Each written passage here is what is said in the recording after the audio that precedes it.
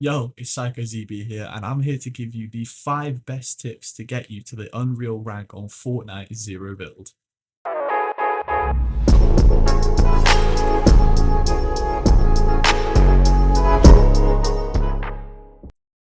So tip number 1, we have know your surroundings when you need to take cover. So for the knowing your surroundings part, we have natural terrain to use such as trees, rocks, bamboo, and bushes. All of these are a key factor in Fortnite Zero Build as they are well easy to get to when you need to get away from oncoming fire.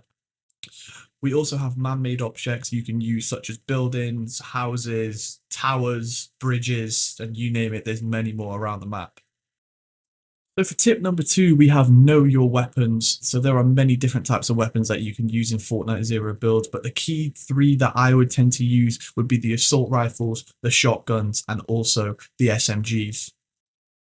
So for the assault rifle section, we have the Red Eye and we also have the Havoc Suppressed. Both of these are 2 very strong guns as they are the only 2 assault rifles we have. However, they have their key differences, so be sure to note these down.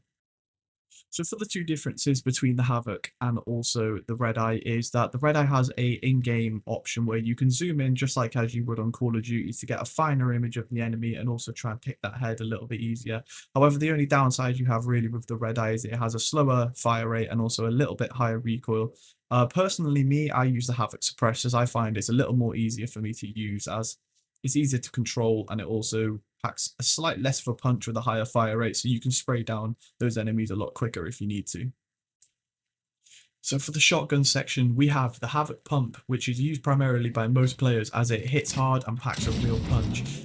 Second of all, we have the Maven Auto Shotgun, which is really good for early game interactions. It has a high fire rate over the Havoc Pump, but then the best one overall, in my opinion, would be the Combat Shotgun, as it packs a decent punch and also has a higher fire rate, because remember, you're in Zero Build, you can't build.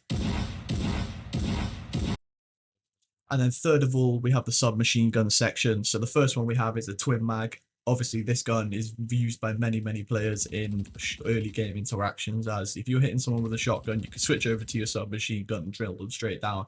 And with the twin mag, you've got a really fast reload time, as obviously you have 2 mags ready to go whenever you need them.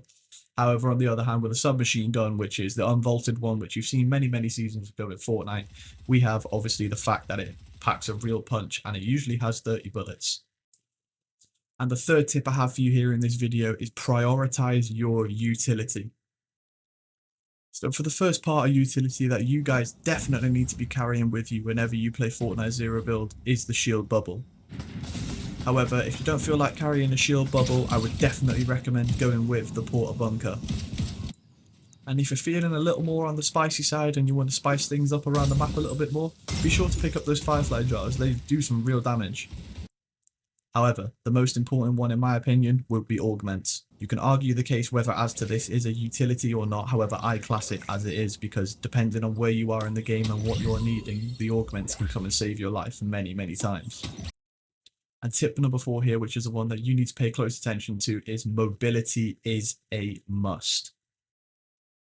There are 2 types of mobility that you can use in Fortnite Zero Build, which range from holdable mobility and non-holdable. So for the holdable mobility section, we have ODM gears and we also have katanas. So the katanas can range from a blue rarity and also a purple rarity, with the blue rarity only having 2 recharges and the purple rarity only having 3. However, the difference with the ODM gear from the katana is you don't actually have a recharge rate, you just have a health bar.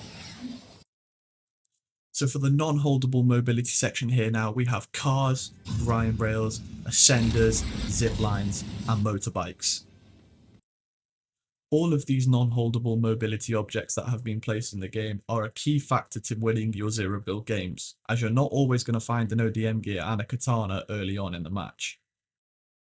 And for the last tip I have here for you in this Zero Build video is train your aim. There are many ways you can train your aim in Fortnite Zero Build, ranging from creative maps, just playing the game in general, and also outside things you can use as well. So hopefully you guys have enjoyed this video. Be sure to comment down below which was your favorite tip. Make sure you're tuned into all of my streams that I get up and going. Make sure you're following my Instagram and also make sure you're following my Twitter, as all of this helps me grow as a community. and grow also as an individual. So be sure to check out the next video, and hopefully you've all enjoyed. And I've been PzYcHo, and I'll see you in the next one. Goodbye.